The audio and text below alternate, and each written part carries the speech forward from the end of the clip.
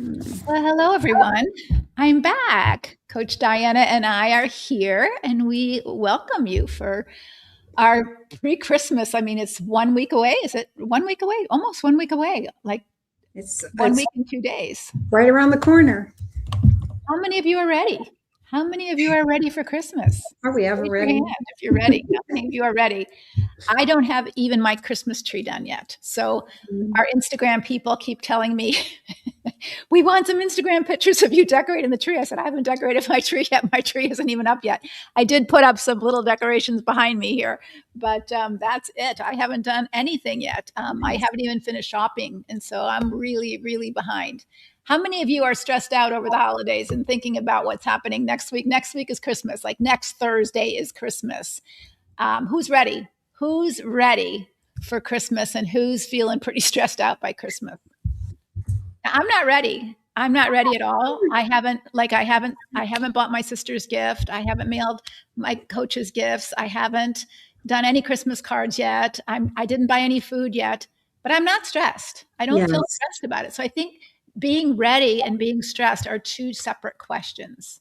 So maybe you're ready and you're still stressed. So we would like to know what you're stressed about because today we're going to talk about that. How do we prepare?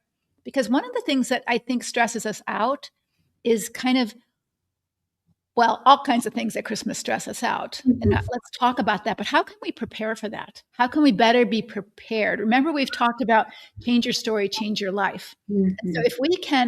if we can prepare for a stressful situation, then we can write a different story about it, right? If we knew that we were going to be stuck in traffic and then we, said, well, I know it's going to be a long ride because everybody's going to, so and so's at Christmas Eve and we're in the car and it's awful. Maybe instead of being stressed about it, we can say, let's get a really juicy audiobook that the kids would really enjoy and put it on and we can listen to the book on the way and it will make the ride less stressful. So Sounds let's prepare for stress. So what are some of the things that stress you out for the holiday? Put it in the chat and we're going to talk about ways to think about it so that we can prepare to manage our stress so that it doesn't catch us off guard and then cause us to act out or freeze or blow up or do things that we regret in the holidays. That's a great question. I'm one. There are so many internal things that are stressful, relational, the things that we do, the ways that we show up.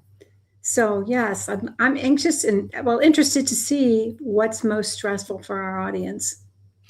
Okay, so Jana's saying family relations. Could you be a little bit Yeah. more specific? Melissa's saying stressed out about bonus kiddos, extra kiddos coming, and husband's expectations. Mm. So yeah, so how could you prepare for that? How could you prepare for some family expectations? Like, what are the expectations they have that you're getting stressed out about even ahead of time? Yeah, Instagram, so many people coming over, 30. Oh my gosh, 30. That's a All lot. right, so you've got meal prep cleanup. What could you do? Ask to pray. What could you do to prepare yourself for that stressful event? What kind of questions could you ask the people who are coming? What kinds of chores or responsibilities could you delegate? How can you? That's a lot of people for you to take sole responsibility of entertaining. So, what can you do to lessen stress? I'll give you one of the things I've done to lessen stress. Costco paper plates are wonderful. One of the things that stresses me out after a nice dinner, and I don't mind cooking a nice dinner, but the cleanup is just like, I don't want to have to spend another hour because I've already spent like 2 hours getting everything ready. And so, cleaning up all the dishes is just a pain. And so, I like regular Mm. plates, but for Christmas and Thanksgiving, we just use those Costco thicker plates, and it's a miracle. I mean, it's so wonderful just to pass the garbage around. Everybody throws their things in the garbage, and I don't have to wash all those dishes. That's a simple suggestion, and it makes so much sense. Mhm. Who wants to take care of all the fine china and all the tableware? And it's usually, I hate to say this, but it is a truth. It's usually the women who do that. All Mhm. the guys watch football, isn't it not? Yeah, and so sometimes I even bought the Costco silverware because I just don't want to have to because I can kind of keep the dishes clean as you're going, wipe clean off the pots and the pans and kind of get that out of the way as you're kind of cooking. But then you've sat down, had the meal, everybody's kind of tired. Nobody wants to help you. And you're in the kitchen for the next 2 hours cleaning all that up. And that used to stress me out. And not only stress me out, it would make me resentful because I'd be like, talking to myself negative, like, oh, nobody cares about me and I'm just the slave of this family and they're all having fun in the other room playing games and talking and watching football and I'm in here like the maid. And, I don't want to go there. That's not my best self. And so for me to say, hey, what could I do to take care of me? Paper plates. Well, and I think part of that is knowing where your strengths are. If I'm invited to dinner, I usually don't host dinner, but if I'm invited to dinner, I bring something easy. I'm not great at figuring out what should be done when and having it all done at the same time. So I try to choose the easiest thing that I can bring or selections that I can bring. I don't like spending my time in the kitchen. I just don't. Is that okay for her to say, ladies? Is that okay for us to say what I like and what I don't like? Like, is it okay to admit that I don't like being Betty Crocker, that that's not my thing, or I don't like being Victoria's Secret, or whatever it is as a woman, that we're supposed to wear all these different costumes and all these different hats, and we're supposed to, be Mrs. Claus, and we're supposed to be, the wonderful neighbor who bakes cookies for everybody, and we're supposed to be visiting the nursing homes, and we're supposed to be making cakes for Jesus, and we're supposed to be decorating the tree with homemade ornaments, and it is exhausting. Mm-hmm. And sometimes we end up getting really cranky. Is it okay for you to say, this I love about the holiday, this I love to do at the holiday, and this I don't want to do? Well, okay. And I love saying it's okay for me to be me and to show up in my area of strengths so that I can enjoy the holiday as well. Mm-hmm, mm-hmm. I love that. We need to be true to ourselves. Mm-hmm.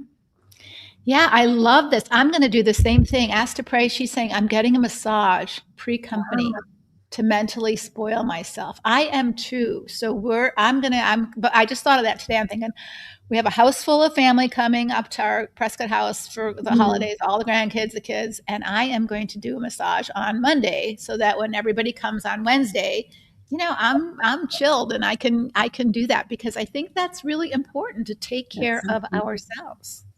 All right, so massage is one thing. Get your toenails done if that feels good for you. If you're in the winter, I never got my toenails done in the winter. It's like nobody sees those. I just put my socks on. And in Phoenix, you always see your toes. So, for me, what about just showing up in something you're comfortable in rather than getting all decked out for the holidays? Yes. What if you could just wear, you don't want to be sloppy, but maybe you don't have to get all fancy with shoes that are hurting your feet all day because you're standing, and you can just wear your comfy shoes and your comfy pants and a nice sweater, and it's not like you have to dress up.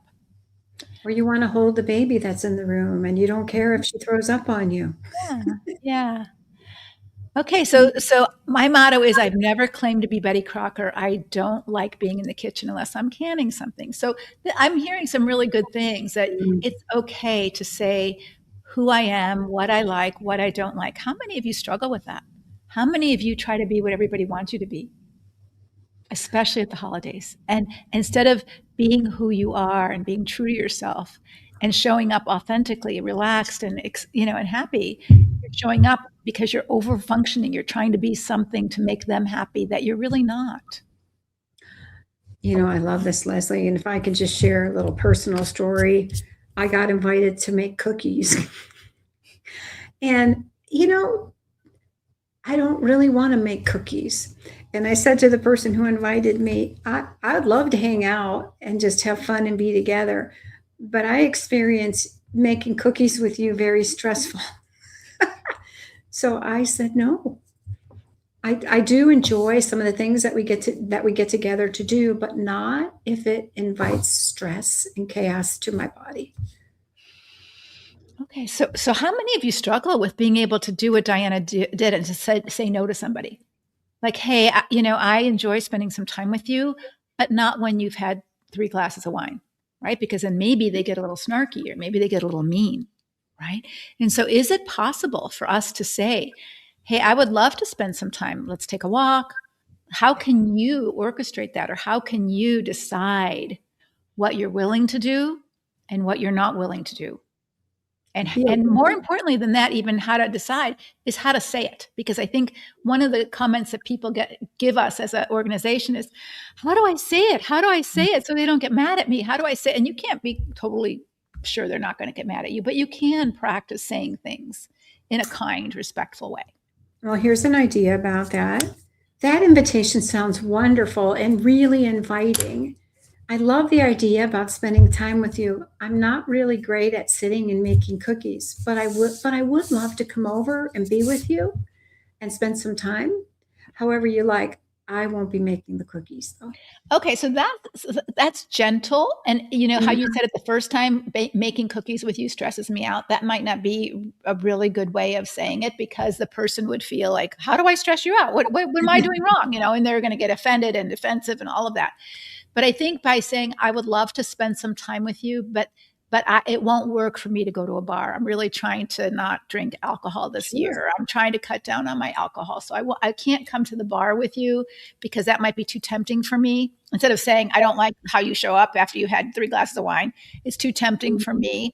And I'm not into, that this year. I'm trying to really watch my consumption of alcohol, but I'm happy to meet you at Chick-fil-A for a cup of coffee, or the, diner for a cup of coffee or a piece of pie, or, I'm happy to come over and we can, talk. Whatever you're willing to do, think about that and what you're not willing to do. Don't let yourself. So when we talk about change your story, change your life, you have 2 choices. You live either in reactive default mode, because you didn't plan and you didn't talk about it. So you just react to what happened to you and you default your story to the person who's writing the story. So yes, we're going to make cookies. Okay. Yes, we're going to do it this way. Okay. Yes, we're going to use real plates because I want to use real plates. Okay. And so we just default how Christmas is going to be by just not speaking up or not saying ahead of time, wait a minute, that's not how I want it to be, especially if it's at my house, right? But that's not how I want it to be. Or that's not how I want to spend my time. We're just letting someone else control all that. And then we're feeling exhausted or resentful or angry or stressed. And then we feel guilty for feeling those feelings, right? We just get ourselves into a knot. And so don't just live in a default reactive storyline. You get to decide, and Christmas is a whole week away. You get to decide what you want Christmas to look like for you. And I love that freedom, Leslie, because, in my family, we're veering away from tradition. And many families don't even celebrate right in December for many reasons, right? They have Christmas early, or, for some people that travel, they'll do Christmas, just the joy of being together at another time. And the other invitation is, what's distracting to you? Where do you want your heart's focus to be? How do you want to show up? For yourself, for your friends, for your family, and really setting aside some time to contemplate really the meaning and the depth of what the season is all about. I hear so many people talking about gifts and figuring all that out. And we have a family member, and she's decided, I'll buy Christmas pajamas for all the kids and the grandkids, and we're going to go on a family trip. And so what they do is they just get together, they celebrate being together, play games, they'll have food together, but it's not centered around all the stress of running around, what to get, who needs what. I just loved that idea. It was, for me, so calming, non-traditional for sure, but just thinking outside the box and being able, as you said, to choose, thinking ahead of time of what really works well for me. Not that I'm going to be difficult and not mold into some of what's being offered to me, but really think about what matters most. I would love to hear in the chat, in both Instagram as well as Facebook, what matters most to you? What matters most to you in order to have a beautiful experience Christmas Day? What will matter most to you? Like, what is it that matters most? Can you think about that? And sometimes this feels a little scary because women even aren't used to thinking about that. Like they're thinking about, well, what matters most to you, or what matters most to my kids, or what matters most to my husband, or what matters most to my parents. And you're not even thinking. And it doesn't mean you always get what matters most. We can always get what we want, but it's important to know what we want. And so what matters most to you? So Cheryl's saying family get-togethers. Nice. But that's not for other people. What matters most for you? What matters most for you? And oftentimes we think of all the big things that we need to do. And I think one of my most treasured Christmas memories is in the evening, walking the neighborhood and with my father after a freshly fallen snow. And it is so vivid to me. I feel it when I remember it. And so for me, one of the things is what are the memories? What do I want to bring that will create memories for those around me? Yeah. So happy memories, peace and calm, family fun and laughter, kindness when playing games, respecting the difference, being with family. So what can you do? So once you decide peace and calm, having fun, being with family, those things matter most. How can you create that? If you're going to have people over to your house, or you're going to go to someone else's house, how can you make that more likely to happen? What needs to be simplified? What needs to go that doesn't matter in order to make room for what does matter? What needs to go that doesn't matter because you need to make room or make the possibility of what does matter? So one of the things that we do is we play games. I'm not a game person necessarily, but we've started this tradition of playing these question games where everybody around the table has to answer some personal questions. And there's all kinds of games out there that you can buy now that do that. But and I have 3 preteen granddaughters, and so it's amazing to see now grandma, mom, dad, and then grandchildren who are articulate, to see the different perspectives on things. And we just have a really fun time after dinner. That's why I don't want to spend a lot of time washing the dishes. I want to throw those dishes in the garbage and have this time for game time, because it's much more important to have that time right after dinner to talk about these questions. And it's hilarious to see some of their answers compared to the old person's answers. And it's just really fun to get to know their hearts and for them to not be on their phones and to actually have conversations about these topics.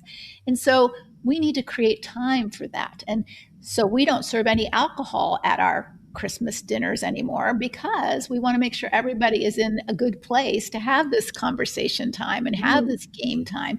So sometimes you have to decide what needs to go in order to create the environment that you want, in order to create the experience that you want. And so even going for a walk, like one of my favorite memories is taking my kids for a walk through the neighborhood and seeing all the Christmas decorations. Oh, I love that. Right. And especially if it's snowing, it'd be beautiful. So, but if you're so busy cleaning everything up and then you're so exhausted you can't take a walk, now you've used up all your energy on something that's not important. Right? Cleaning up everything isn't as important as taking that walk or playing that game or having that time. So what needs to go in order for you to put that energy in the bank to do what you need to do that you do want to do? Can I just name one, Leslie? I'm thinking of unrealistic expectations. I'm not going to show up expecting something to be different or someone to be different when I know that's not going to happen. So we talk about our well-being being in alignment with reality. So having our expectations line up with the reality of who my family is, and preparing myself to be there in the way that I want to be. Yeah. And the reality of not only who my family is, but the reality of who I am. Right. And again, this goes back to, what I can do, what I can't do, what I want to do. But also, some of you are, not spring chickens anymore, like I'm not. And I have limited energy. And so I know that if I don't get a good night's sleep, that I'm not going to be my best the next day. And so if I've waited and procrastinated and I haven't wrapped my gifts, or I haven't cooked my food, or I haven't done anything until the last minute, so I'm up all night, stressed out, trying to get everything done, trying to get the tree decorated, trying to wrap the presents, trying to, stuff the stocking or whatever I'm going to do, I know that I am going to be stressed out when I'm trying to go to sleep because I'm going to remember all the things that I still haven't done, and I'm not going to sleep well. And then I'm not going to have a capacity to be the person I want to be on the Christmas day. And so knowing that helps me to back up. Knowing that today helps me to say, okay, what do I need to have done by this weekend so that I can get my massage on Monday, so that I can be relaxed on Tuesday, go to church on Wednesday, do the things that I want to do in preparation for being how I want to be on Thursday, right? So being planful and having that all kind of laid out, I love the thought of being organized about it so I'm not rushed at the last minute, as you said. The other thing I'm thinking, when we're talking about some of us aren't spring chickens, if you're hosting, you're a little bit more in control. But what about starting things a little bit earlier? For those of us that get a little sleepy, that can't stay up till 11 or 12 o'clock playing games, right? And it's not good for the little ones either. So really orchestrating your day as well. Yeah. So the question we want to just invite you to think about is, what do you need to do different in order to create the kind of Christmas Day experience you most want to have? Now, you can't control all the circumstances. You can't control all the other characters in your story, but you do have some control over some of it. And so what we're trying to teach you is, if you can prepare for that and think about that ahead of time, you're more likely to show up in a way that you're proud of. Even if other people don't show up in a way that you're so proud of them or they're so proud of themselves, you didn't overreact to that, or you didn't get snarky, or you didn't say something that you regret. You were well rested, you were well prepared, you were, prayed up, you were, ready for some of the stresses that are coming next week. Uncle Tom, who's a staunch Republican or staunch Democrat, or whoever's going to have those remarks that you're always provocative in the family. You've always got somebody who's completely opposite to what you are, right? And they may poke you a little bit. How are you going to prepare yourself for that? What kind of a response are you going to make? How are you going to ready yourself for showing up and creating the story of how you were at Christmas? Even if there's some bad actors or bad situations or hard situations in the mix, because there's always that in every story, right? So if we're going to change our story of Christmas 2025, let's think about that now. Put in your mind, what are some of the prep things that you need to do, and how can we help you prepare for that? So ask your questions, put in the chat, what are some of the questions that you might have, and how do I handle this? How do I prepare for this? What do I say to this person or that person, so that you can prepare now for next week? Yes, I love that, Leslie. Even thinking through what conversations I want to have and what conversations I don't. What emotional energy I will let in and what I won't. And so if you have a question, do you even realize you have that choice? I think that's really a question I want you guys to think about. Do you realize how powerful you are, that you have the choice of how your day is going to go? Not everything, but you do have choices about certain things that you could start to plan for now, so that you're more prepared and more ready for those obstacles that may come your way. So I'm just going to go back to, I don't want to survive Christmas. I want to shape my Christmas, right? Intentionally and planfully, right?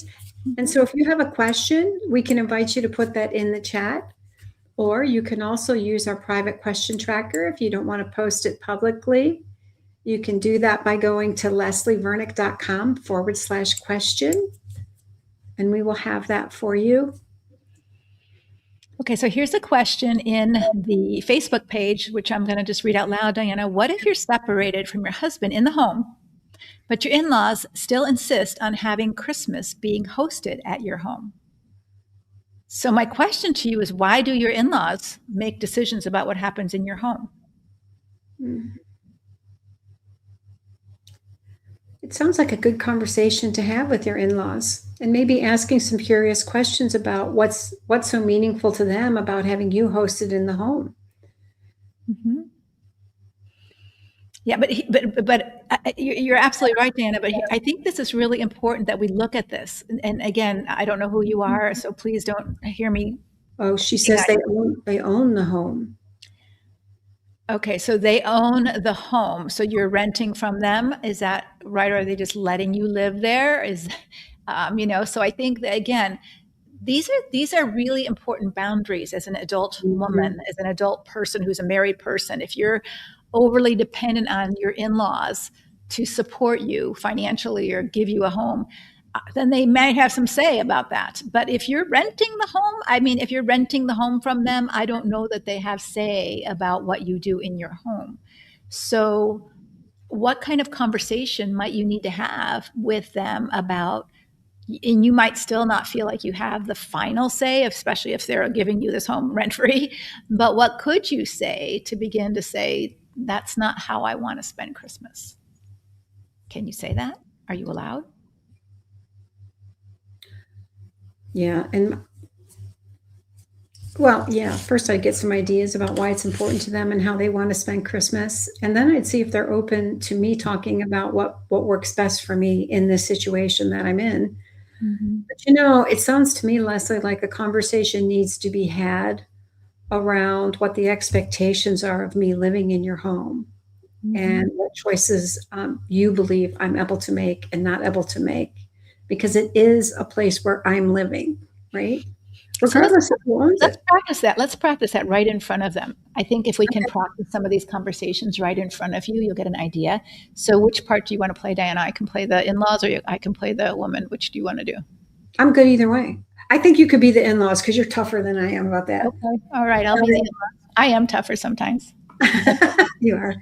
So we're going to make an assumption that they're maybe you're paying them low rent, you're paying them something, but You we say want. we pay rent. Mhm. Okay, you do. Okay, so no, we want Christmas to be at this house because it's a bigger house, and we're used to having it there. And even though you're separated, I don't see why you can't do Christmas. Well, I understand that you want to have it here. Can you please tell me a little bit of why it's so important for you to have it here? Well, because you have a bigger house. That's our house, but it's a bigger house than our house. And so you have the kids, they're there. You have the house, your dishes are there. We can all come much easier than everybody going to, 2 hours away to this house or her house. And so we just think it's only right that you continue. I understand that it's awkward because you're separated, but I don't think it's a big deal that you can't host Christmas Day. Well, okay. I'm really glad that you shared your thoughts with me. And what I'm hearing from you is that you feel it will be easier. It's just better suited to have it in my home. But there's other impact to me this Christmas. We're navigating something really hard here. And I don't think it's in my best interest or the kids for us to have it under our roof. We want to reflect what's really happening in our lives now. And that's not going to work for me. Well, I can see why he's, unhappy with you these days because you're so selfish. I just don't understand why you can't do this simple thing. It's just one day. We're not asking you to let us move in with you. We're not asking you to pay more rent. We're just asking you to host Christmas. And I don't see what the big deal is. He lives in a separate part of the house. You live in a separate part of the house. We're just coming for the day. Why can't you do this? I I'm can, next, aren't I? you are, yeah. That's part of the problem here, and that's part of my growth is I've been doing everything for everyone else, and I'm really learning to say what's important to me, and I hope you can honor that. Well, I don't know what we'll do if we can't come to your house. We don't have a big enough house. Well, I'm sure you can figure that out. Are you saying that you're not going to do it? I'm saying that no, for me this Christmas I won't be hosting it. Okay, so here's where I think you're going to have to decide, can I make a compromise? Like, hey, I'm not going to be hosting it. If you guys still want to come over, you can do the cooking and all that, and Mhm. I'll go elsewhere. I just can't pretend that we're a happy family when we're in this place right now, or whatever it is that your objection is to hosting. So here's where you can still be, if they want to use the house, okay, you can use the house, but I'm not going to be here. I'm not going to clean. I'm not going to cook. I'm not going to, do all the work of it, because that's Mhm. what you're expected to do if it's at your house. And so there's another boundary that you can put down. If you insist, you can still do that. But I think I'm going to go to my sister's house then because it's just really too hard for me to do that. And I think that's what she has said in the chat. I'll just leave. you know? Mhm. Yeah.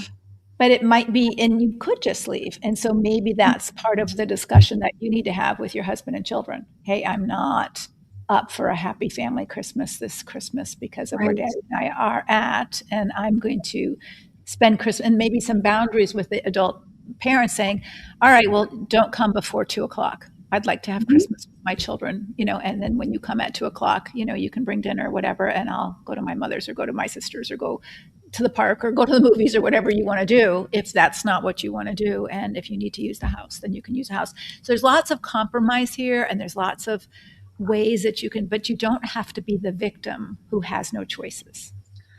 You know what I loved about what you did with me? You were hard and you were tough and you were being selfish. Mm-hmm. But I didn't call you out on being selfish. I tried to be kind and firm and just represent my own interests. Mm-hmm. And oftentimes, ladies, that's what you're going to get. You're going to get someone who's just thinking about themselves, and you've always been the giver, the overfunctioner, the nice girl, the Christian, the, love your enemy, love always gives, loves always believes all things. And there's a place for that. There's a place for that. Please don't hear me saying that you're just to be some selfish person who doesn't care about anybody else. But I think as you are thinking about what stresses you out and what you can do and what you can't do, sometimes you can go the extra mile, and sometimes it's not appropriate for you to go the extra mile. It's not necessary, right? If you have a child who's sick all night, of course you stay up all night. You stay up all night no matter how tired you are because your child is sick and they need you.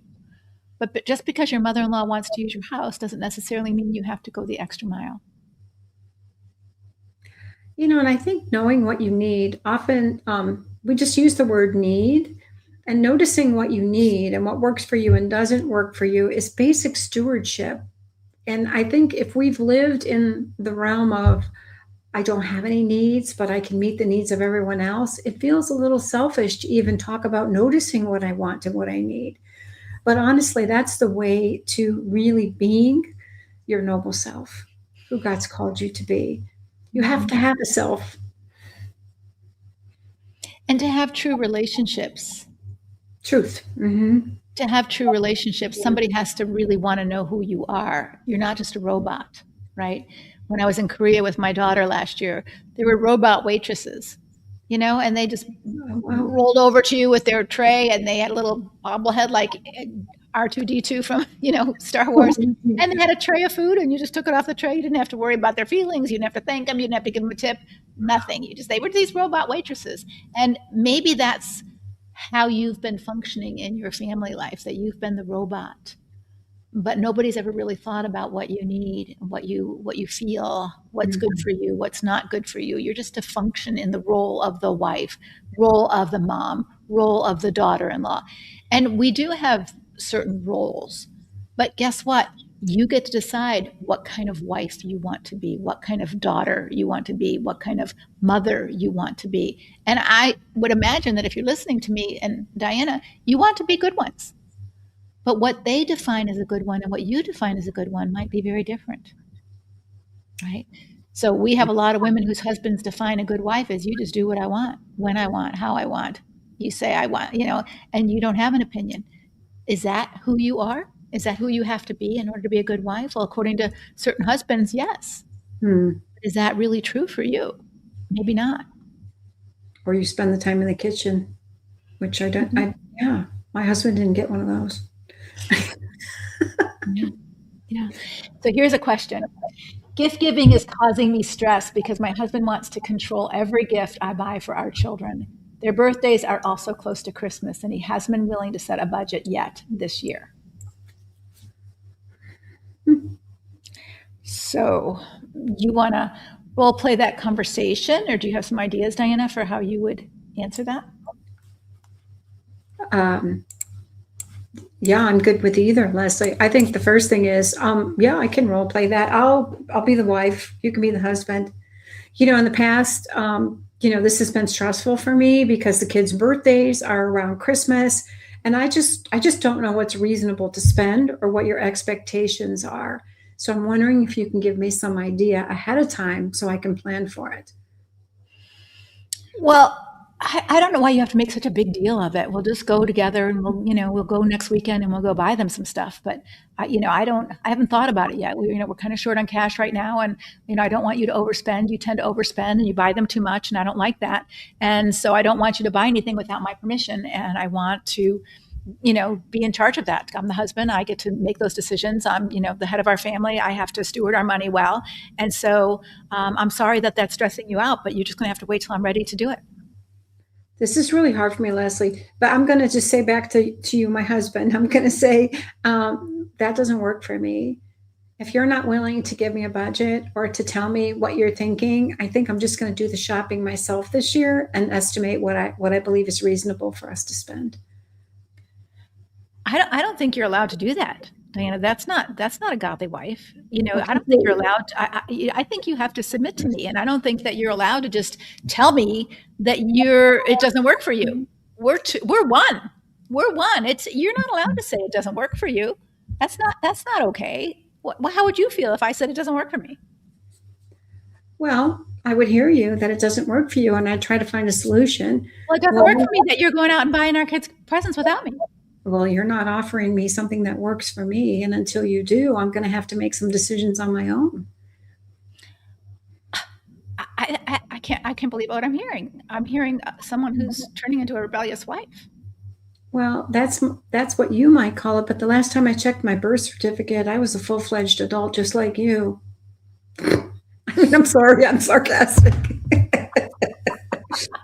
Oh, goodness. Can you imagine yourself saying these things, ladies? This is tough stuff. But we're kind of exaggerating. I'm being a little tougher than he would be. And Diana's maybe being a little bit stronger than she would be, because it's the first time you have to say this stuff, it'll sound bizarre to him. If you're it's going to sound bizarre to him if you're saying, that doesn't work for me. He's going to be like, what? 25 years you let me control you, and now you're saying it doesn't work for me? That's not happening, right? Mm-hmm. So you're going to get some pushback. Understand that. And that's one of the reasons that we want to invite you to really consider if this is something that we're just talking about Christmas next year, but this might be your whole life. This might be your whole life, that you can't make a decision. You don't even know what you're thinking. You don't even know yourself. When we talk about noble self, you don't know what we're talking about, or creating your own story. I hope you watched the webinar that we did a couple weeks ago. But we're starting a group coaching program in January. And Coach Diana will be one of the coaches, Coach Leanne, Coach Susan. We also have a coach collective where all three of them are doing some of the groups together. And we would love for you, if this is the skills that you need to learn to do, how do I say it? How do I calm myself down? How do I even know what's not okay with me? And once I know that, how do I approach someone in truth and love? Because I'm going to be changing the dance steps, and they're not going to like it, just like we demonstrated right here. And they're going to start accusing and attacking. And then I'm going to cave in and go back to my old self. And I've been around that merry-go-round for 10 years. I want to do something different. And so if that's you and you really want to do that, Diana, if you could put the link up there, I would just encourage you to go to this website and just check it out. It starts in January. It's a 6-month group coaching program that you do this kind of stuff. You do role plays together with your coach. You get curriculum, you get homework, you do the work every single week in order for you to be able to change your story, to change your life. It's called Empower to Change. And it teaches you how to not change someone else, but not let them control you. Because God calls you to steward your life. You're to take every thought captive to the obedience of Christ. You're to steward your one precious life. You're to guard your heart above all else. It is the wellspring of life. And so we're just talking about stewarding Christmas right now. We're talking about stewarding your day on Christmas. But imagine all of 2026. You have the decision of, how am I going to write 2026 in my life, in Diana's life? How's she going to write 2026? And you can't control all the characters that come into your life story, just like any story. Any story that you read, from Gladiator to Frozen to, Mary Poppins, people come into your story. And how do you, as the main character, handle your story? Do you just let them run right over you all the time and you just do what they want? Well, when we watch those kind of stories, they're kind of boring. And we're kind of disappointed in the heroine who didn't stick up for herself or didn't make different decisions. We don't want you to keep reliving the same story over and over, feeling like you're not living your own life. And, Leslie, one of the things I love about the group coaching work that we get to do is you get to practice. It's really one thing for you to watch us, but if you're not used to speaking out, you really need practice. And I always tell my women in my groups, don't practice with your hardest person. Practice here with us so you can grow that muscle so you know what it looks like. And step upon step, you grow stronger. And then you begin to really just be it. You come up with the words to say in the situation, but it doesn't just happen automatically. It happens with practice and transformation. And we have a fully scripted program that gives you the tools, and we teach you how to apply them to your life and give you practice in the context of a group of safe other women who are also working on some of the same things that you are. Yeah, I think so many women haven't been taught this. And so, wouldn't it be amazing if you could learn this, especially for those of you who still have children under your influence, that you can teach your daughters how to speak up for themselves, how to say no, how to know themselves, how to steward themselves. You know, God has given us each a gift, gifts, multiple gifts. He's given you gifts. And He says, you know, just how would you feel if you gave someone a Christmas gift and they never opened it? And they never opened it, and so God has given you gifts inside of you, and He says to you, Paul says to young Timothy, who had some gifts, he said, Timothy, fan into flames the gifts that God has given you. So sometimes God gives us the gifts in an immature form. They're miniatures, they're little seeds that He wants us to plant and nurture and grow so that they become full-fledged usable gifts. And that's our part of stewardship. Like He gave the talents, He gave one person 10 talents and one person 5 talents and one person 1 talent. And He said, now go use this and make something of this, make something of your life. And the servant who had the 1 talent said, oh, I just buried it because I lived afraid. That's the last thing God wants you to do, is live afraid of your mother-in-law, of your husband, of your adult child, because they might not like it. They might not like me if I say no, if I have a boundary, if I protest. And they might not. But are you willing to sell your soul for someone who requires that in order for them to like you? It's like, I'm not really going to like you. I'm just going to like you serving me. And as long as you do that, I'll have you in my company. But as you protest, and we've called this, I have it with me. We've called this an objectified relationship. So many of you are nothing more than a useful cell phone to someone, that you are their cell phone, that they want you in their life because you're useful. My cell phone is very useful. I carry it with me everywhere. And I'm happy with it. And it does what I want it to do. And it gives me my messages and it sends my phone calls. But if it didn't, if it started saying, Leslie, I don't feel like doing that today, that's not working for me, I'd be like, what? I'm getting rid of this cell phone and I'm going to get a different cell phone. In doing this work all these years, we have a lot of women who experience when they start speaking up for themselves, their husband may say, hey, I'm going to go find a woman who does what I want, because they're really not interested in you. They're interested in your services. And that's a horrible truth to discover. And I will say it does take growing strong to face that rejection. Because deep at our core, we all want to be loved and we all want to be accepted, but we don't want to do it at the expense of ourselves. And so it does take practice and it does take support. And I think, Leslie, it's hard to walk that out alone, because facing that rejection is something core to who we are as a person. It can be extremely painful. So we need one another to stand strong, to be authentic in who we're meant to be, and to stand up for ourselves in the ways that we're talking about today.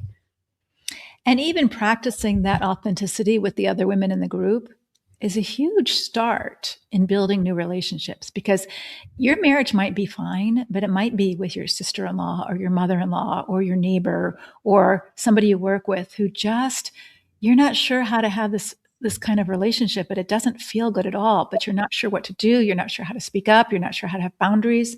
And sometimes you don't need to worry about that with other healthy people who just automatically respect your boundaries and automatically respect your no. But there's other people who don't. And I remember working with a lovely woman in ministry. She was an amazing woman, but she had no real friends, because all of her friends just used her for what she could do for them, right? She could pray for them. She could help them. She could listen to them. But when she needed a friend, nobody was there. Everybody was too busy. Everybody was doing their own thing. And so we get into these places where we're the rescuer of everybody, but we're not really connected soul to soul with anybody. And it's lonely. We feel really lonely. And so we want to teach you how to have authentic, real relationships where you don't have to lie and pretend in order to feel connected to someone. And, I want to say the other word that comes to mind as I'm listening to what you're sharing, Leslie, is care. How will you care for yourself? And a lot of times we think care is, and it is, exercising, taking time out to walk, massages. But what the kind of care that we are talking about here is, how will you care for that internal self? And how will you protect that? And it does take a strength to do that, because maybe you've spent your whole life caving into everyone else's desires and you don't really even know how to care for yourself. So part of what we do in Empowered to Change is really spend some time discovering who that self is and helping you to ground in who you want to be. And we identify what's getting in the way of you not being that self, and find ways that you can challenge yourself to walk that out. So that we really, honestly, and it's so wonderful to hear the testimonies. And if you're in the audience, please put in the chat if you've been in one of our groups, and especially Empowered to Change in the past, what you've experienced that's different for you. And I promise, if you engage in the process along with the other women in our group from January to June will look very different for you. Thanks, Diana. We've got some more questions I want to get to before we finish. So let me start with this one. Okay. Let's see. I have a prodigal who may be home. Thoughts on this? I'm planning to stay out of the dance, victim, rescuer, persecutor dance. This is sort of what we teach in Empowered to Change. I'm wondering if you've taken it. Still nervous about it, trying not to react or be judgmental to drinking, smoking, profanity, etc. So if he's home, trying not to be reactive or judgmental, so that you might, and I think this is really important, we might be in relationship with people who share different values. You might have children who are in relationships sexually that you wouldn't approve of, whether it's with another woman or another man or out of marriage. You might have a prodigal who's doing some things with their body, tattooing and piercing or drinking and doing things that you don't approve of. How do you have relationships with people who you don't share your values, but you do love them? You do love them. So what kind of things, as she's preparing for Christmas, if her prodigal's home, how might she stay out of trying to change him, fix him, correct him, help him out of the dance, persecutor, victim dance, and just love him with good boundaries?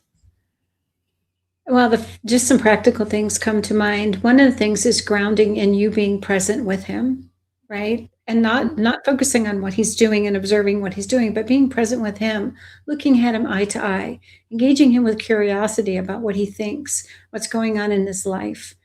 And then the other thing I think about, Leslie, and this is for me, I was raised in a family that loves football, and it's funny, we're talking about being judgmental about somebody smoking or drinking, but I'm like judgmental about people sitting watching football, And so just practicing the theory of let them make their choices and be who they want to be. But you reflect a different choice, right? In who you are, what you choose, and influence in a different way, not with your words, but by your behavior and your choices. So good. So let me demonstrate that. So I'm going to have a conversation with Diana, just real quick, a minute or less, on how I might talk to a prodigal in my house that's completely opposite to my values. All right. Hi, honey. It's so good to see you. I'm so glad you came on Christmas. I so appreciate you taking the time to come to our house. Yeah, right. Yeah. So tell me about, I saw you got like 3 new tattoos. Tell me about them. You really want to know about my tattoos? I do. I don't understand. It was something that we didn't do in our generation, but I want to understand why you love them so much. Well, they're really meaningful to me. And this one is a comma. And the comma means that I choose to do life rather than think about thoughts that defeat my life. And it's helped me through some really dark moments when I felt like I didn't want to be here. Wow. Thank you for sharing that. I didn't know you had those feelings, and that if that helps you, I'm I'm all for it. I'm so glad you got that tattoo. Gee, Mom, I'm surprised that you have that attitude about my tattoos because, lots of other Christians talk to me about making marks on your body. I know. And if I've done that to you, I'm old and I'm in my old ways, but I really want to understand you. I want you to know how much I love you. And we may not see eye to eye on things. Probably we don't, but I want you to know that I love you and I want to understand. And so if you're willing to share some things with me, I would love to hear them. That means a lot to me, Mom. Okay, so I'm asking curious questions. I'm not saying, why did you get another tattoo? I can't believe you got another tattoo. You're going to ruin your body. You're looking ugly. I'm not going there. I'm not going to say, why are you smoking more cigarettes? I might say, could you smoke those outside? Right. I might have some boundaries around that. But so I think this is really important as we have adult children who think differently, who feel differently, who believe differently than we do, that if you want a relationship with that person, you do respect them and you let them be themselves. You let them be themselves. I'm not saying you applaud or approve. Approve what you can. So when he shared that tattoo and what it meant to him, I could approve of that. I think that's a great reminder if that helps him. But I think this is where we can be really kind and loving to someone who may think, help me to understand why you hate President Trump so much. Right? That would be, if you're having those kind of arguments, you don't have to defend your favorite politician or your politician that you don't like so much. Ask curious questions. What bothers you so much about what's going on in our country right now? Help me to understand why you loved, what's his name? Who was the influencer that just got murdered? Charlie Kirk so much. I never watched him. Help me to understand what you liked about him so much or what you didn't like so much about him. Whatever it is, these are conversations that we can have to try to facilitate connection and empathy. We don't have to agree on it all. I've had some really amazing conversations with Buddhists, Muslims, non-Christians, atheists, people who believe completely different than I do. But at the end of the conversation, it's like, wow, you really were interested in me. Thank you. And that leads to a connection. Love that.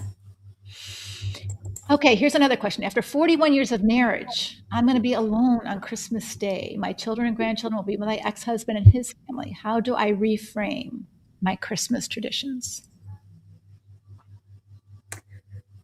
First and foremost, I start with your thoughts.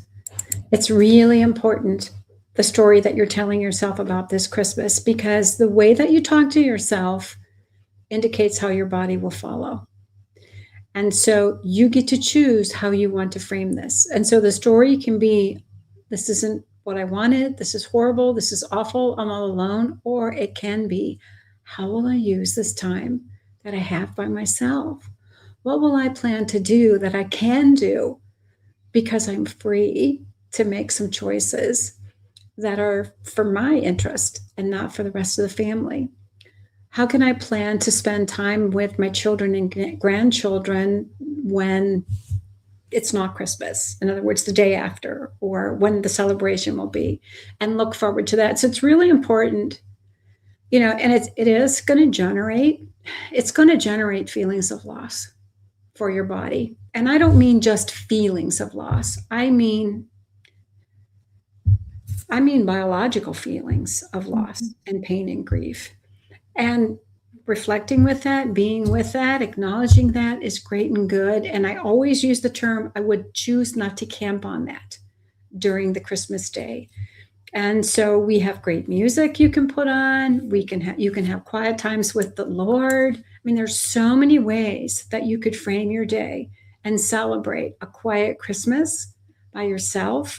You can go visit, I have a friend who was single. She's no longer with us, but she would go visit people she had family, at the convents, in the nursing home. Many people like to do soup kitchens. I'm not an extrovert, so I might not likely do that. But, for me, one of the most meaningful things that I love to do, which spending time with family always gets in the way for me of doing this, I want to be reflective of how I want to go into the new year. I might sit down and make a prayer list for all those people that I want to be intentional about, just with the Holy Spirit's guidance.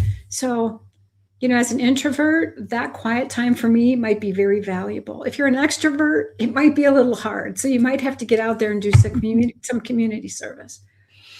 But I think the thing that you're saying, Diane, is that you get to decide. Instead of just waiting till Christmas Day and defaulting, saying, "Oh, I have nothing to do. I'm so lonely. Why is this happening to me?" You already know I'm going to be alone on Christmas Day.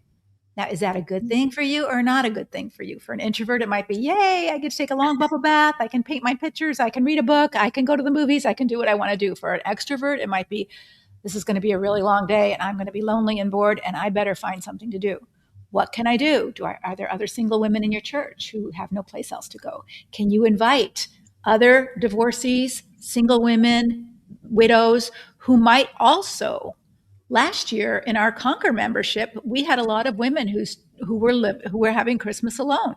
And we opened our Conquer Zoom room and we had probably, 12, 15 women who stayed all day long, 6 hours on the Zoom room with one another. Maybe you can do something like that with other friends of yours that may be alone that day, or go out together or do something together.